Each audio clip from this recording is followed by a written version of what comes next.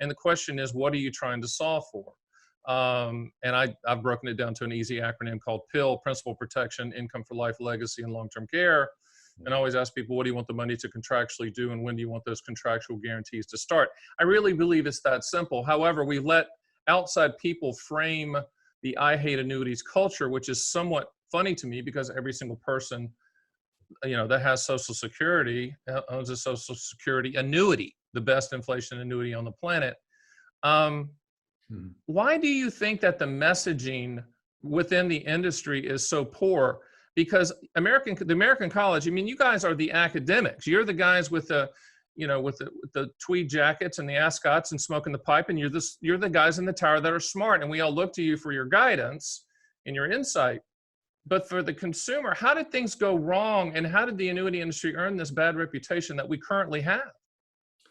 I think the main thing is historical. Frankly, annuities, as I said, are really a form of insurance in a very positive way. Mm-hmm. And so it gets associated with its cousin, life insurance, and people have that conception of, oh, wait a minute, this is something with high commissions, Mm-hmm. and where somebody's going to, break my arm to do that, and Right. don't realize that's all changed. When I used to work on very high-end accounts dealing with life insurance, and I'd be talking to the CPA, and the CPA would give you the same line as you hear with annuities: is, oh, we were using corporate-owned life insurance. To say, oh, I don't like life insurance. And I said, okay, we're not going to call it life insurance. We're going to call it Fred. Now, here's what Fred does. And we go through it all. They get a little laugh and say, yeah, actually that works, the tax-free death benefit and all that.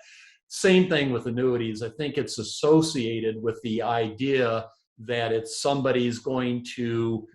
going to take all your money, Right. which you can do all kinds of things and buy all kinds of things with, and they're just going to give you back a fixed payment. As you said, they see annuity as just this one single fixed payment, Mm-hmm. and most of it's going to be bled off with commission. So I think it's just historical. That's why I said it's not insurmountable. People just, if they read about it and listen to your podcast, just thinking out loud, it makes a lot more sense. And yes, one other comment is, I'm at an academic institution. I don't get paid by anybody other than the institution. Mm-hmm. And I'm just telling you, as somebody who works through the numbers and does retirement and financial planning, annuities are a very important part of the equation. And the proof's in the pudding that I own annuities as part of my retirement plan.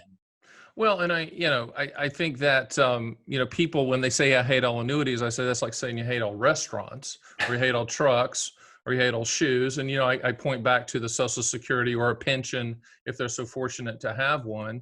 But I think the annuity industry has kind of won the lottery because they're in the way, whether they want to be or not, of the biggest demographic tidal wave of all time, which is 10,000 baby boomers hitting age 65. And regardless of how bad a sales message may be, they want guarantees. And they're going to find the guarantees regardless of interest rates, political environment, et cetera. One of the things that, in doing the research, my team and I were kind of laughing on one of your pound the table everybody has 3 words, and yours is refuse to retire, which I thought was good. And I always tell people that are retirees or thinking about becoming retired or pointing toward that, there's a chapter 2 in your life that falls under your category of refuse to retire. Expound upon what that means to you.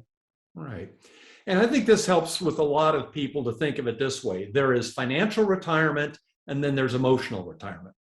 So because of my advanced age, you couldn't tell from this picture, I look so young, but I am a person of a certain age who qualifies, or not just qualifies, I'm on Medicare, and I am getting Social Security payments. So financially, I'm retired. I also get a pension plan from my former employer. Mm-hmm. But obviously, I'm not emotionally retired. I work a full schedule. I travel, well, now that COVID-19 is being controlled, and I write in all these things. So in my mind, I'm like a lot of people that you may run across who almost bristle when they look at me and say, oh, you must be retired. And it's kind of, why do you assume I'm retired? So that's the refuse to retire thing. Is it's nice to have the option. Now, some people really like it, and a lot of research tells us that once people go through the emotional part of actually retiring, once they're retired, most people really enjoy it. yes, there's the fear of being bored, and they turn out, Hmm. guess what? You can't golf every day. But Right. most people do enjoy it. But a lot of us also enjoy working. And so that's what I mean by refuse to retire. As long as I can do and add value, I'm going to. And I came up with the phrase recently called life entrepreneur. Chapter 2, you become the entrepreneur of your life, the managing of your company, which is you and your family and your assets and your retirement and your planning and your legacy and your health. And I think, everyone is going to transition hopefully to that life entrepreneur stage. But I just love the refuse to retire. Hey, Stan the Annuity Man here. Did you like that little taste of my podcast, Fun with Annuities? Hey, if you want to see the full version, click the link and watch the whole darn thing. Remember, Fun with Annuities. Live in the reality, not the dream.